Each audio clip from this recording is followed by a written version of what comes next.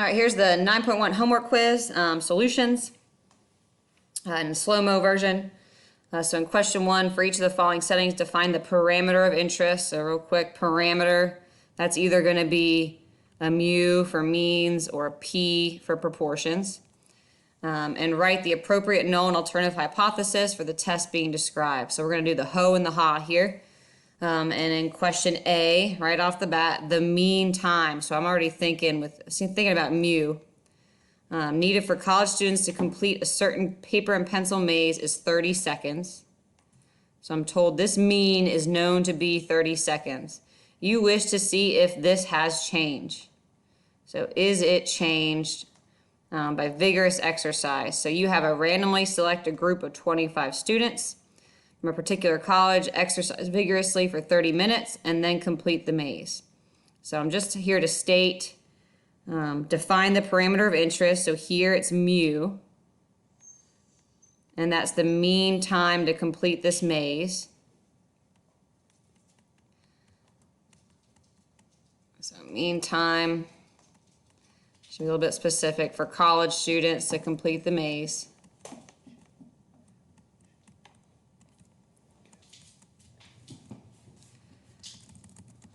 Complete the maze. I'm writing with my finger, so it takes forever. Then my null hypothesis is what is known to be true. So they told us in the beginning of the problem that the mean is known to be 30 seconds.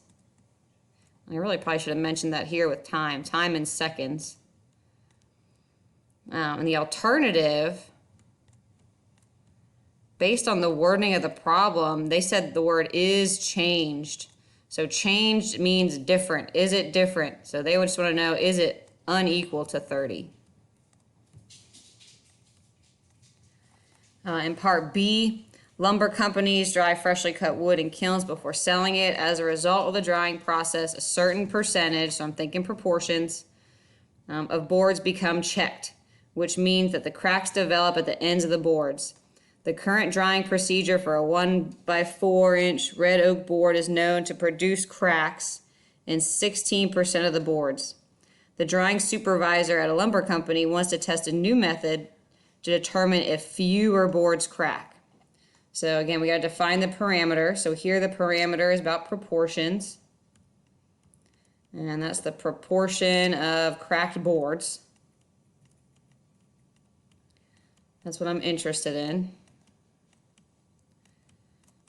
Proportion of cracked boards. And then the null hypothesis is what is known to be true. And what's known to be true is, where's it at? 16% are known to be cracked. So the probability right now, the proportion is 0.0 or 0.16.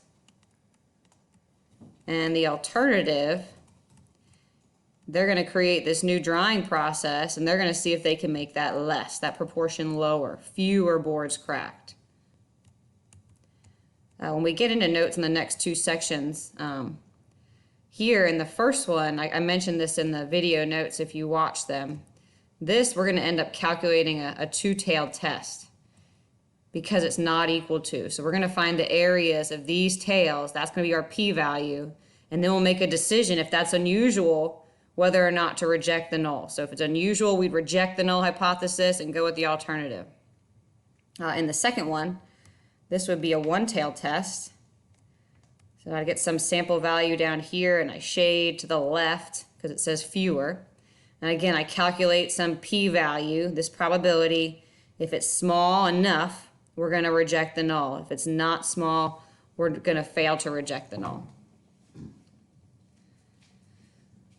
Question 2, consider the lumber problem in question 1b. Suppose the drying supervisor uses a new method on an SRS of boards and finds the sample proportion of cracked boards is 0.11. So this is a p-hat. So they calculate this sample p-hat of 0.11, and they get a p-value of 0.207. So I already kind of drew the picture. So the proportion was known to be 0.16. Here's the sample p-hat of 0.11. and we're going to shade to the left. And when they calculated this probability, and you could do this now, I mean, I think knowing what we did in the last couple chapters, you kind of figure this out. The mean of the distribution is the same as the population mean right here, 0.16. The standard deviation is going to be the square root of PQ over N. That's this P, this Q over N. And then do a norm CDF.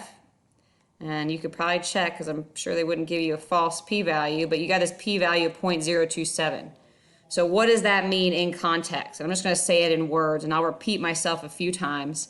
So this p-value is the probability of getting a sample of 0.11 or less given 0.16 is true, was the true proportion. So then you kind of ask yourself, well, is it unusual? And we're going to decide that in part B. So the p-value, and I can type it real quick.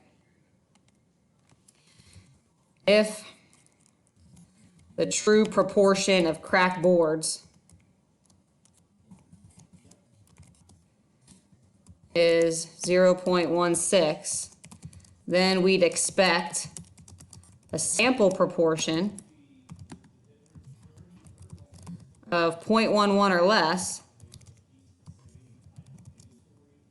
2.7% of the time, if I make that a percent. Now we just decide, well, is that unusual? So here we're given some alpha levels in the next one. What conclusion would you draw if alpha, meaning your rejection area, let me see if my notes are still up. I mentioned in the notes in a previous video, to be statistically significant, we're going to have to be less than some alpha level, and we have some common alphas. So here, 0.027, if alpha is 0.05, let me write this. So at the 0.05 level, we're going to reject the null.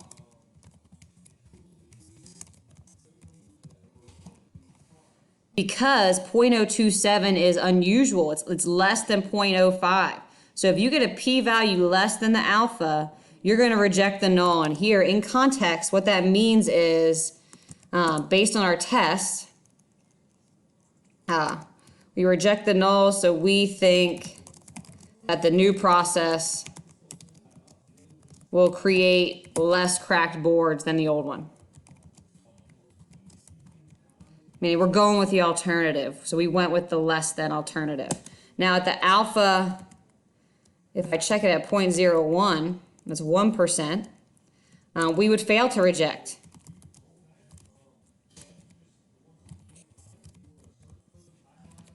Meaning we think the new process doesn't improve cracked boards or doesn't create fewer cracked boards.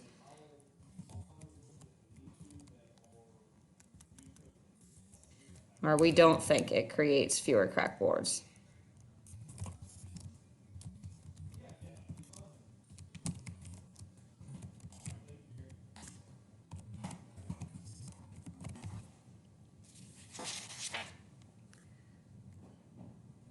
We got one more. As a construction engineer for a city, you are responsible for ensuring that the company is providing gravel for a new road, puts as much gravel in each truckload as they claim to. It has been estimated it'll take 500 truckloads of gravel to complete this road, so you plan to measure a volume of gravel in an SRS of 25 trucks to make sure the company isn't delivering less gravel per truckload than they claim. Each truckload is supposed to have 20 cubic meters of gravel, so you will test these hypotheses so that the mean is 20 versus the mean is less than 20. We're underfilling the trucks. Here in A, it says describe what a type 1 error would be in context. And in general, a type 1 error is when you reject the null. I always like to include this. So a type 1 error means we rejected the null when the null is actually true.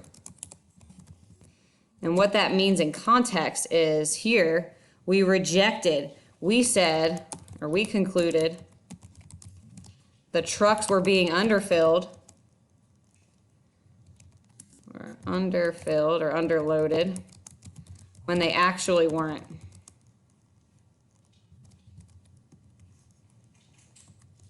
Meaning here, I mean, a consequence of a type 1 error here would be the company's really losing money. They're using more gravel that they have to. They're actually filling these trucks. These trucks are sufficient, but they said they weren't. A type 2 error, that is when we fail to reject the null when it is false, meaning we should reject it. And here that means we concluded the trucks were filled sufficiently, or sufficiently filled, when they actually weren't.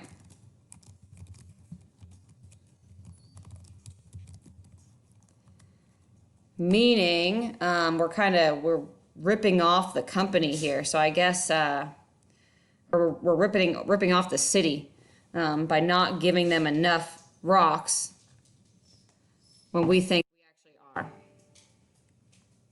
are. At part C, you can kind of, on the AP exam, if they ever ask you which error is worse, here it's specifically saying for the city. So which is worse for the city?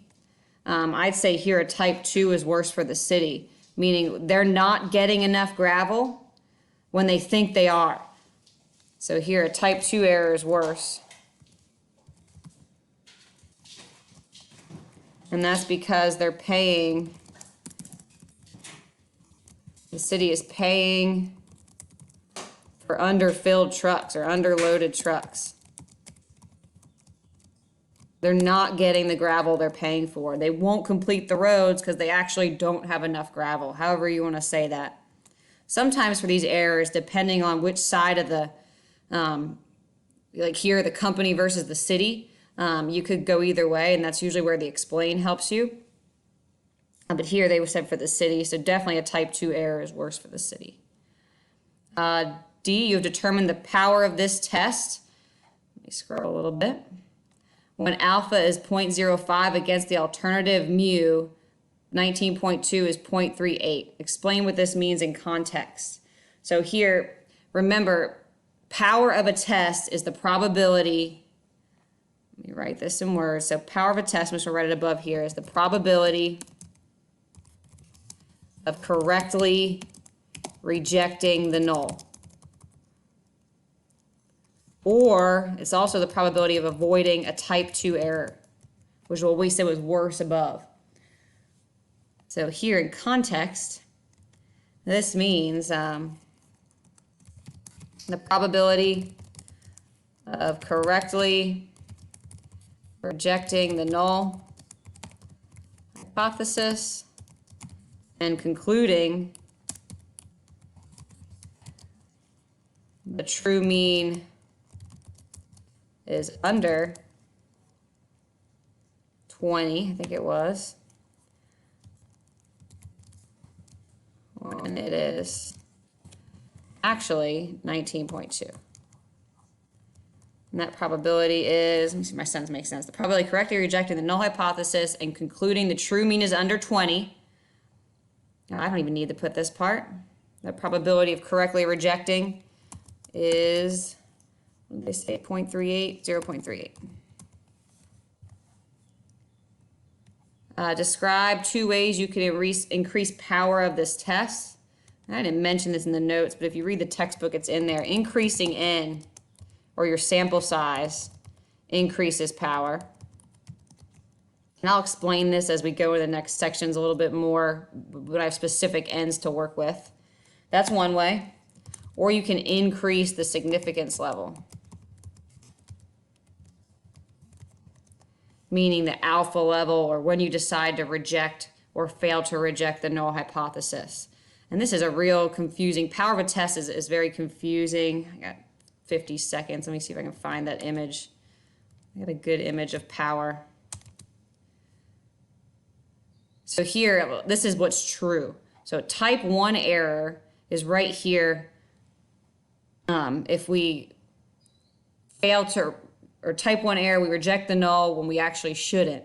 So what's true, this is what we think, and this is what's true. So if we make a type 1 error, that's when we reject the null, but we shouldn't, meaning the null actually was in here. So our sample value is actually true, but we found it not true. We found this probability. Type 2 error is just the opposite. That's when we fail to reject the null when it's actually false. So it actually was out here. This is the truth, but we got a conclusion up in the big part of the